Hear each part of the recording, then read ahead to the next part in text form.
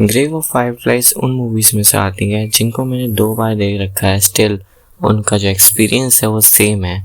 ऐसा इसलिए भी हो सकता है क्योंकि मूवी पूरी रोलर कोस्टर इमोशन जैसी है, जिसमें से सबसे फेवरेट सीन मेरा तब आता है जब छोटी बच्ची रो रही होती है और उसका भाई अचानक से उठ के करतब करने लगता है। मतलब भाई उस इमोशनल सीन में एक ऐसा होलसम सीन आना बहुत ज़्यादा अनएक्सपेक्टेड था और बहुत ज़्यादा बढ़िया था। शायद मैं उसी सीन पर रोया था। इन होलसम सीन्स के बीच में अगर तुमको इस मूवी का प्लॉट या बेस नहीं पता है तो मैं बता दूं। इस मूवी की बेसिक स्टोरी ये है कि 2 भाई बहन जो वर्ल्ड वॉर 2 के जापान में रहते हैं वो सर्वाइव करने की कोशिश कर रहे हैं क्योंकि उनके पेरेंट्स मर चुके हैं इन वर्ल्ड वॉर 2 के अटैक्स में। स्टिल मूवी इतनी ज़्यादा क्रूर हो जाती है इस टाइम पे जब उनको पहले ही सीन में बता दिया जाता है कि ये सर्वाइव नहीं कर पाएंगे और पूरी मूवी बस इनके ही फ्लैशबैक है और इनके पर्सपेक्टिव से हम पूरी मूवी देखते हैं। जहाँ पर एक इंटरेस्टिंग बात ये है कि जब भी ये लोग अपना पास्ट देख रहे होते हैं तो वो ब्लू शेड में होता है,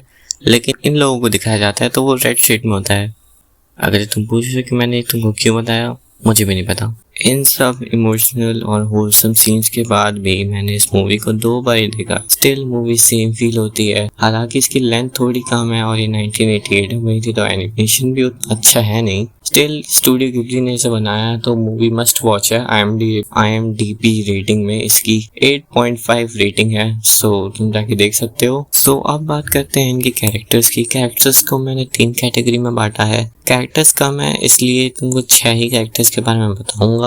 तो स्टार्ट करते हैं अपने पहली कैटेगरी, क्यों है ये, मतलब ये कैरेक्टर क्यों है। उसमें सबसे पहले आते हैं अपने मेन कैरेक्टर के डैड। मतलब उनका कोई रोल ही नहीं था।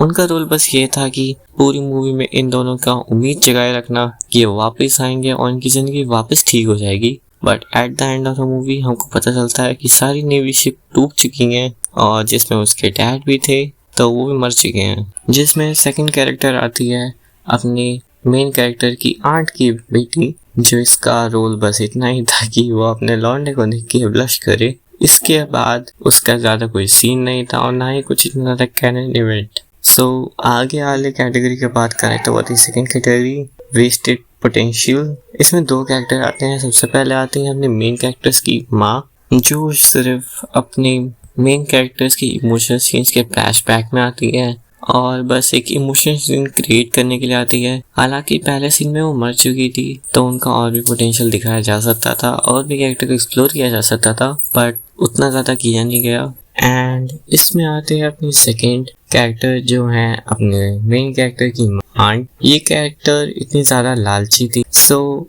इस कैरेक्टर के इतने ज़्यादा पोटेंशियल था कि इसको और भी रोल दिखाया जा सकता है एंड बट मूवी की लेंथ छोटी थी इस वजह से इसका ज़्यादा रोल नहीं था।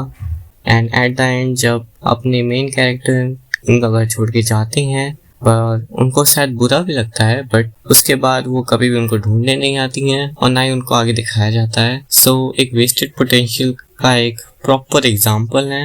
एट द एंड सबसे ज़्यादा कैरेक्टर डेवलपमेंट सिर्फ 2 कैरेक्टर्स का हुआ है। एज मैंने पहले ही बोला था कि ये दोनों भाई बहन के पर्सपेक्टिव से मूवी दिखाई जा रही है तो सबसे ज़्यादा कैरेक्टर डेवलपमेंट भी उतना उनका ही हुआ है।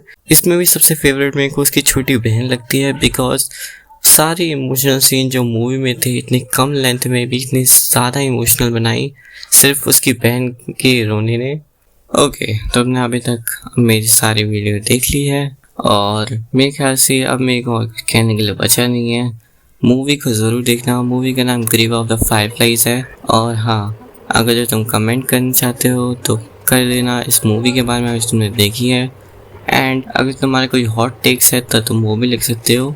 अगर जो कुछ आने वाली वीडियोस में और भी हॉट टेक्स बने तो मैं उन पर भी एक वीडियो बनाऊंगा। सो कमेंट कर देना, दैट्स ऑल, और सब्सक्राइब भी कर देना। बाय।